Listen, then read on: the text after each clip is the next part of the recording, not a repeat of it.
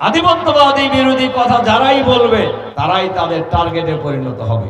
বাংলাদেশের মানুষের কণ্ঠ থেকে আধিপত্যবাদী বিরোধী বক্তব্য থামানো যাবে না।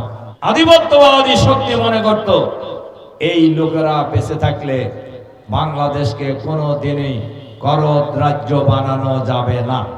ওসমান হাদি বয়সে তরুণ হলেও তার লড়াই ছিল আধিপত্যবাদের বিরুদ্ধে, ভারতের বিরুদ্ধে। যে আধিপত্যবাদী শক্তি আমাদের এই বাংলাদেশকে তাদের করদ রাজ্য হিসাবে ব্যবহার করতে চায় এবং বিগত স্বৈরাচারী ফ্যাসিবাদী ভারতের সেবাদার সরকার ভারতকে সেভাবেই বাংলাদেশের এই ৫৬,০০০ বর্গ মাইলের এই ভূখণ্ডকে ব্যবহার করতে দিয়েছে। জুলাই বিপ্লবের পরে প্রতিবেশী রাষ্ট্র আধিপত্যবাদী শক্তি বাংলাদেশকে সেভাবে আর ব্যবহার করতে পারছে না। এতে তাদের কষ্ট আছে। ভারতের এটা একেবারে শুরুর থেকেই বৈশিষ্ট্য,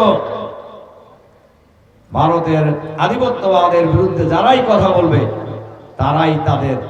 তাকেই তারা শত্রু মনে করে।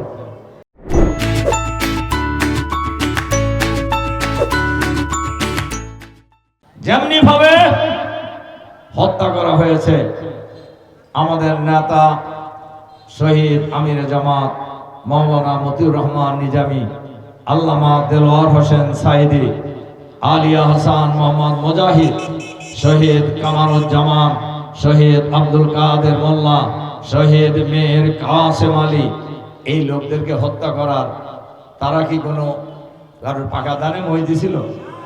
তাদেরকে হত্যা করা হয়েছিল কেন? হত্যা করা হয়েছে বিচারের নামে প্রহসন করে, ঠান্ডা মাথায় হত্যা করা হয়েছে।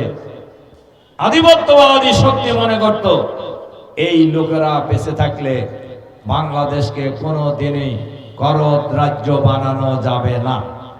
শহীদ শরীফ ওসমান হাদি হত্যা করা হয়েছে, কিন্তু বাংলাদেশের আধিপত্যবাদ বিরোধী আওয়াজকে, কণ্ঠকে তারা কোনোদিন স্তব্ধ করতে পারবে না। আপনারা আজকেও দেখেছেন শরীফ ওসমান হাদির এক ইয়াং স্ত্রী, এরকম মেয়ে আমাদের বাসা বাড়িতে সবার আছে। জ্বালাময় বক্তব্য রাখছে, যে বলিষ্ঠ কণ্ঠস্বর, আপনি দেখছেন কিনা? যারা দেখছেন তাদের বোঝা যায় এক হাদিকে হত্যা করে লক্ষ হাদি ঘরে ঘরে ইতিমধ্যেই তৈরি হয়ে গিয়েছে।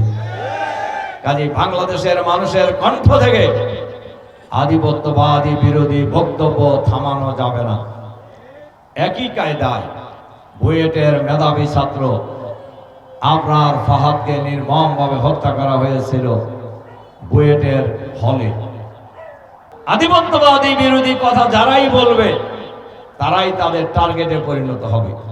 আর এই টার্গেট বাস্তবায়ন করার জন্য তাদের যারা বাংলাদেশের দোসর পালিয়ে গিয়েছে এবং বাংলাদেশে বিভিন্ন প্রতিষ্ঠানে সরকারের বিভিন্ন গুরুত্বপূর্ণ জায়গায় তারা লুকিয়ে আছে, তারা সম্মিলিতভাবে এই হত্যাকাণ্ডের সাথে জড়িত।